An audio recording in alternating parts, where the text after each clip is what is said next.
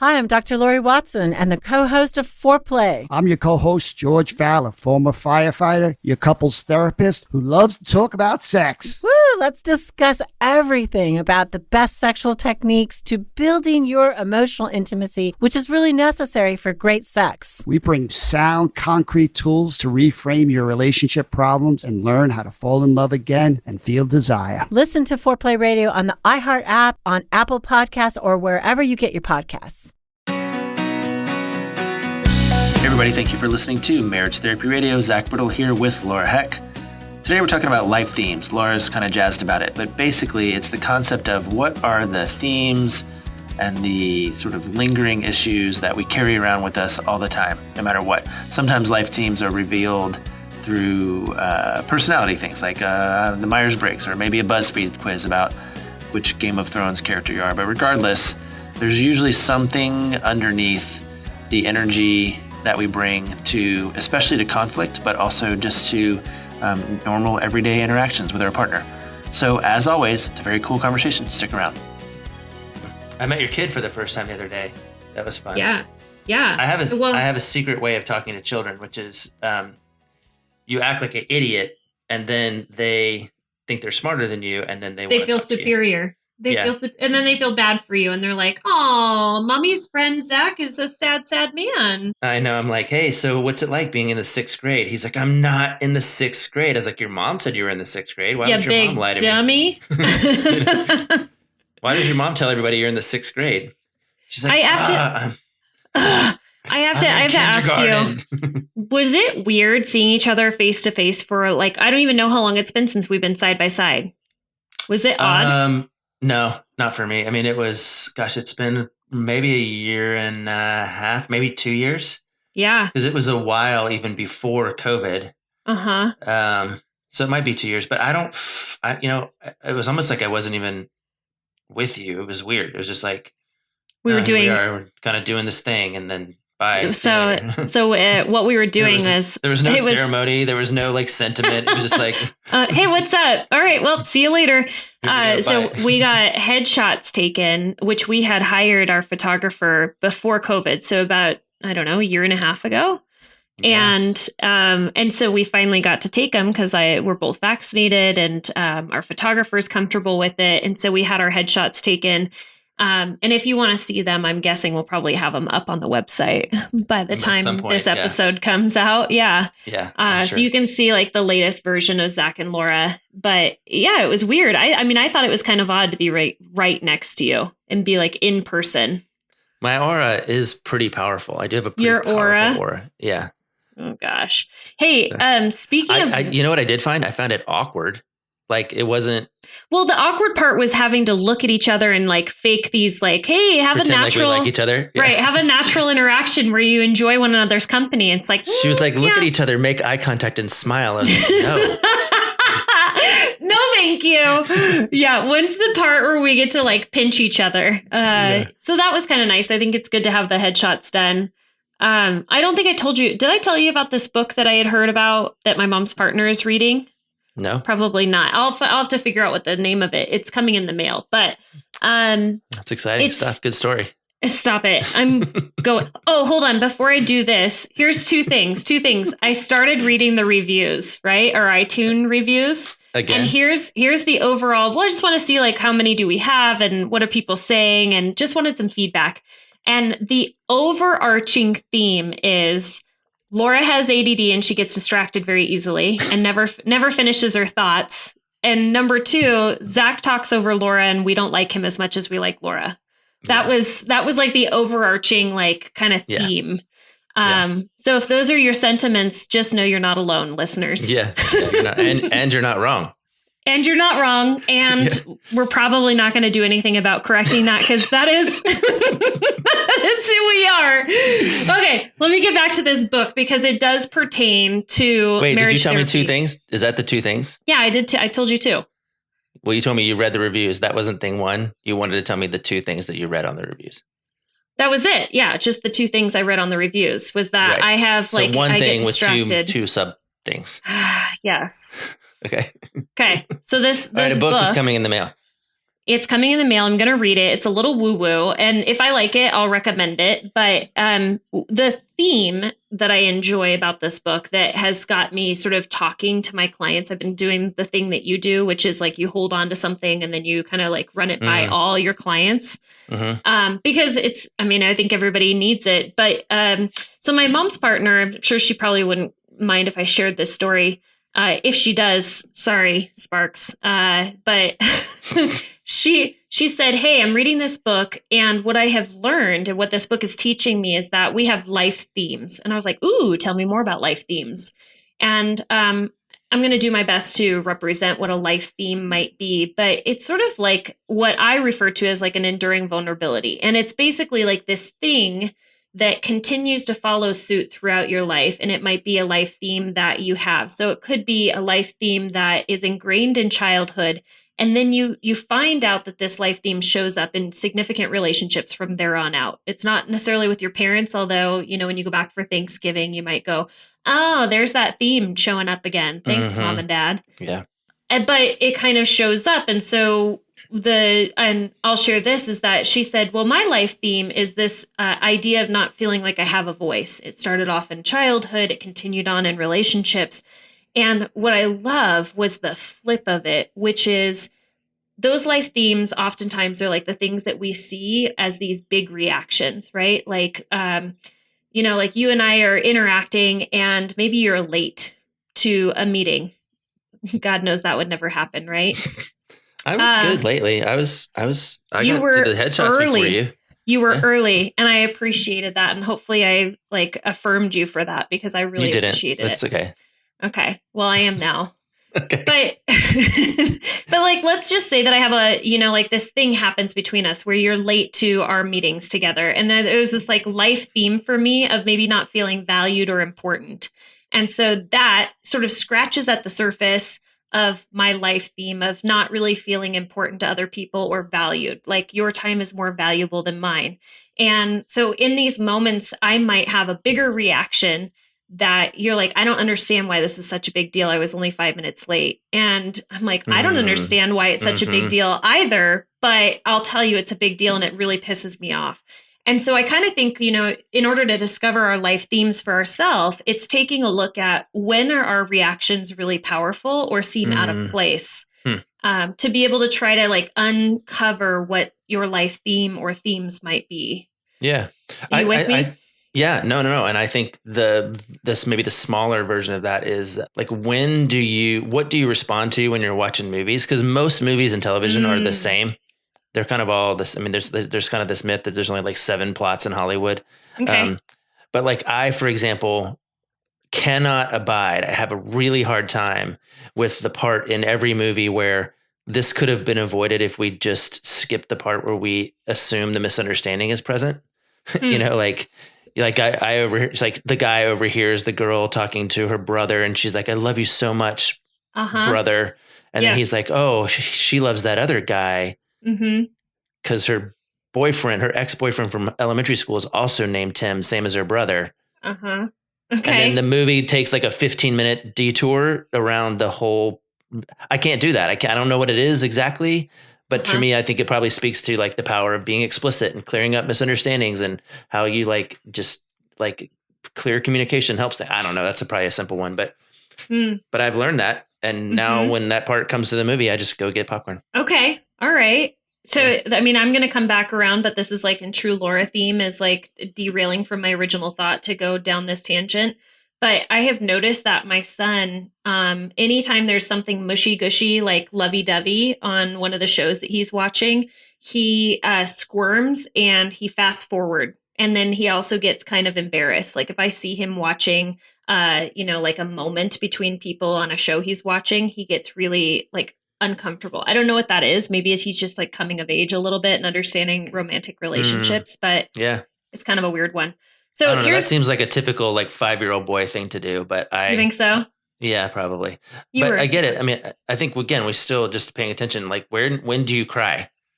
Or when do you laugh? Like when do you squirm?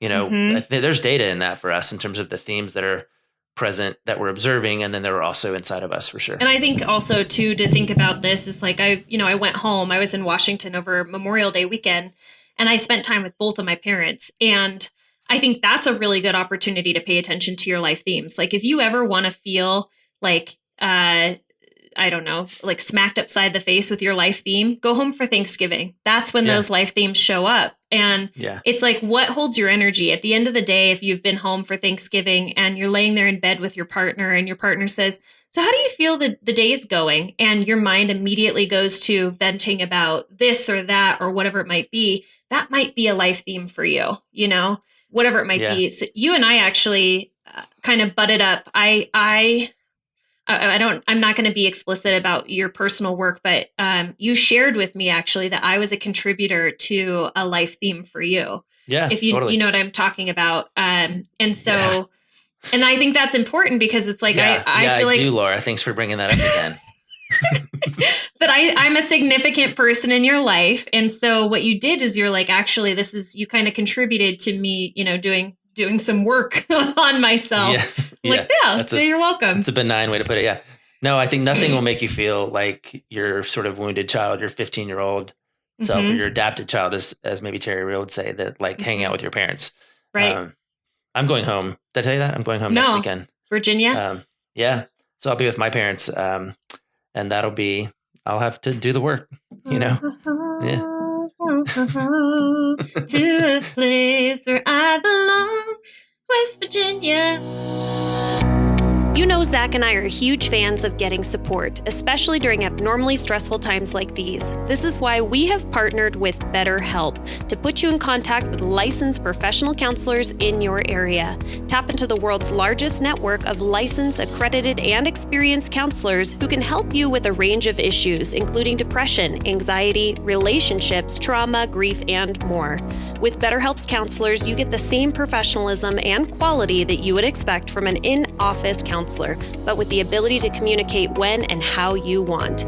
The matching process is quick but thorough, and you have the ability to communicate with your therapist how you like it, whether it be messaging, over the phone, or video conferencing. I know that in-person therapy sessions aren't feasible right now, and a lot of therapists are booked out, but don't let that stop you from getting the support that you need. The cost is less than half of what Zach and I charge, which is kind of unheard of. And when you register with BetterHelp, you're supporting Marriage Therapy Radio. Go to trybetterhelp.com/MTR to register. Try TRY better BETTER help. HELP.com/MTR to register with BetterHelp. Okay, so here's the thing that I like about this and why this relates to marriage and family therapy, right? Okay. It's taken me a while to pull this along. Is the flip, is we have these life stories, and the idea is to become aware of them, but then not only become aware of them, but share them with your partner. Hey, I've noticed this thing comes up. This is something that I react to, and I'm aware that this is something that I react to. And when you share it with your partner, the flip of it, the thing that I really like about this book is it says you have the ability to work out your life theme with your partner. It's hard sometimes to work out your life theme with your family of origin, your childhood. But as time goes on, once you become aware of your life theme, your partner's going to kind of scratch at the surfaces and make you uncomfortable at times. And that can either drag you down in a partnership of feeling like I don't have a voice, I feel undervalued, I feel abandoned, I feel whatever your life theme might be. Your partner is going to be the one that is going to scratch at that. And the way to flip it and make it more of a positive is to recognize that this is my opportunity to work this out with my partner so that it doesn't continue and be more transgenerational passed on to my kids, or doesn't continue to rule me. I'm going to find a quote that I really, really like because I've been thinking about it a lot the last week. I had this conversation with clients yesterday in this way, which is, theme, of course, life theme. Theme is a literary word. It's a word that has to do with kind of what's at the heart of stories, right? And we are, whether we're doing it on purpose or not, we're telling ourselves stories about ourselves and about our partners and about our relationships. That's happening constantly. And the more data that we have to tell an accurate story, the better. This is why I get so upset about that part in the movie, because they're just missing just like plain old normal parts of the story that need to be like known and understood. And, I'm in this case, I was working with a couple that's deciding they're at the front end of the relationship. I wouldn't call them pre-married specifically, but they're working on kind of building the foundation, and they want to know, like, why is Love Maps important? Like, why does it matter what my favorite album is, And I'm like, it doesn't. But what's cool about that question, hey, what's your favorite album? And let's say I pick, Document by REM, which is top of mind for me right now. Okay.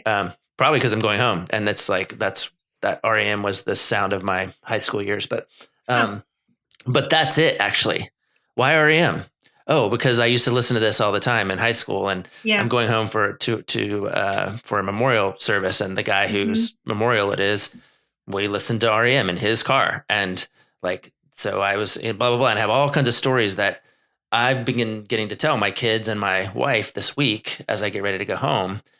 And that's the value, right? Because it's not that it changes necessarily their story about my whole persona or my theme, but they get to know a little bit more about, oh, gosh, you really do care. And this is why people are important to you. And this guy whose memorial it is just happened to be kind of a father figure for me. And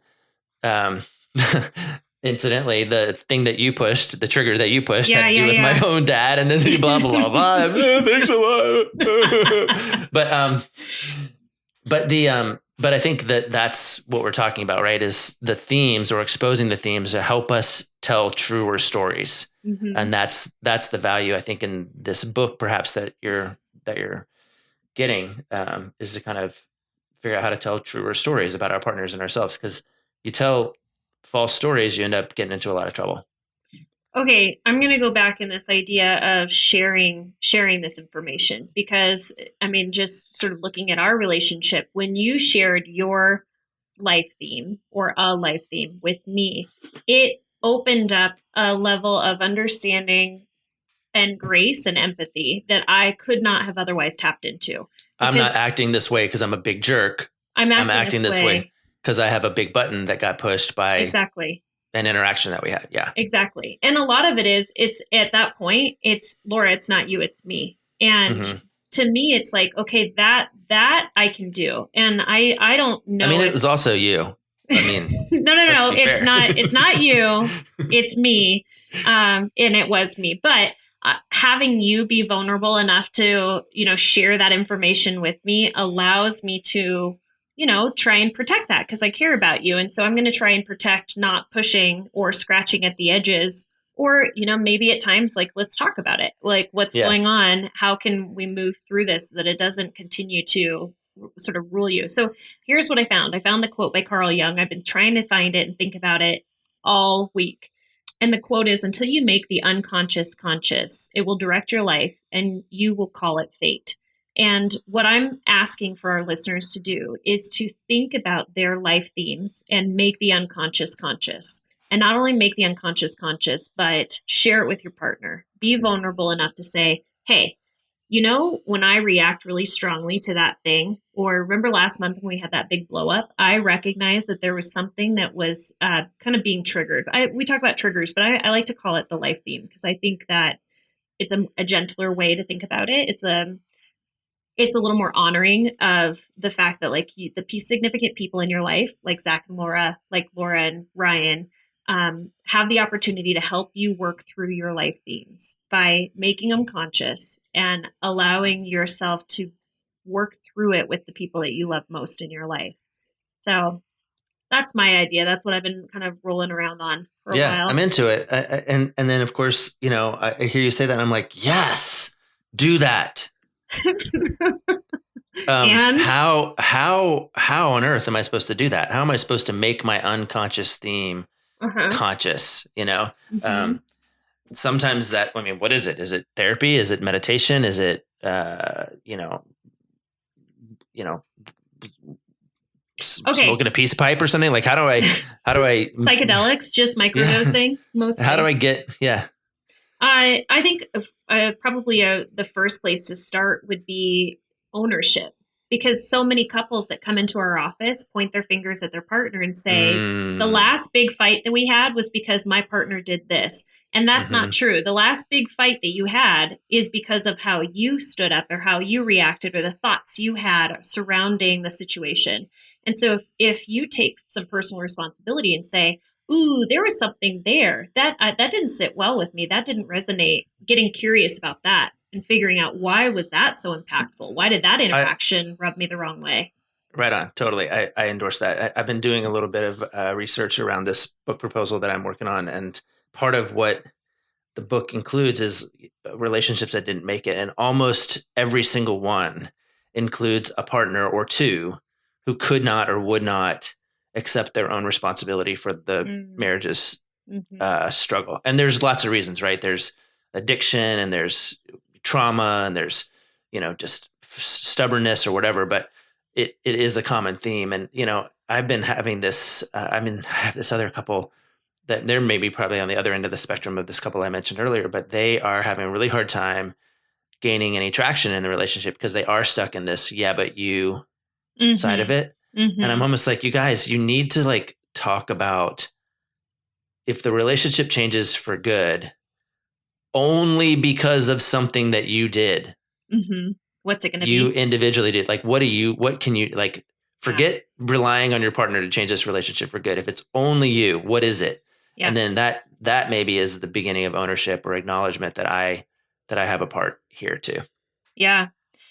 Something that I've been starting and ending sessions with is number one, every time I have a session, I want to know what's right and what are you going to celebrate for yourself of how you showed up as your best self in the last 2 weeks. So I start sessions off with that to get them in the positive perspective of what did you do? And oftentimes it's the smallest thing. I chose not to be defensive when my partner had a tone with me. Awesome. Freaking celebrate that. Pat yourself on the back and keep doing that. That was awesome. And then I end sessions by asking couples, what is your intention for the next 2 weeks? We just talked about a whole bunch of things in the last 50 minutes. You have more awareness now. Now, how are you going to show up in the next 2 weeks and put some of this into practice? And again, it's all about personal responsibility in the relationship, taking that thing that you have control over and just saying, this is what I'm going to do because it's going to impact somehow. Yeah, cool. And so maybe on that note, I want to end this session with this, which is we have in the last week gotten 2 emails from listeners simply to say how much they appreciate listening to us, how much they value what we have to bring to the table and how much we have to offer. And so I'll say 2 things about that. One is thank you for letting us know, because that goes a long way. And 2 is it's so easy to talk about what you don't like. It's so easy to go on iTunes and just be like, I don't like this part and I don't like that part. I don't like the ADD and I don't like the talking over. That's really easy. It's harder but I think better work to go out of your way to let people know that you appreciate them and that they add value to your life. And then that I think, so I want to thank you for doing that and also applaud you for doing that. And I hope it feels good to you to let other people know how they change your life for good. It's not just for them, but I hope it feels good to you. That is just, I think that's just what makes us human. And so again, thanks and congratulations for letting us know that we're doing something good in your life. Yeah. You know what this reminds me of, by the way, is when you made it a habit of yours to write something like 30 postcards or something to your friends. You remember when you did that? Yeah, it was 2011, and I wrote 211 postcards to 211 different people on 211 different days during the year. Yeah. Zach is an interesting guy, and that's one example of one of the strange things that he did. But I think I might have been the recipient of one of those, and so I appreciate that. 2011? I don't know if you would have in 2011. No, but you did it again, because I did get a handwritten something from you. Oh, I'm nice. Yeah, you are at times. Okay. It can, yeah. Hey, let's land this plane before I give you any more compliments. All right. See you later. All right. Thanks so much for listening to this episode of Marriage Therapy Radio. And if you are just, maybe kind of curious, what might be unconscious that I need to bring to consciousness so that it doesn't, I don't call it fate. It might be a good idea to seek out a little bit of therapy. It's always nice to have somebody in your life to be able to point out some blind spots. And I think therapy is incredible for the individual, for couples, for families. It's just a better version of you that can show up. We have partnered with BetterHelp for all of our international and national listeners. So if you go to trybetterhelp.com/MTR, you get the discount.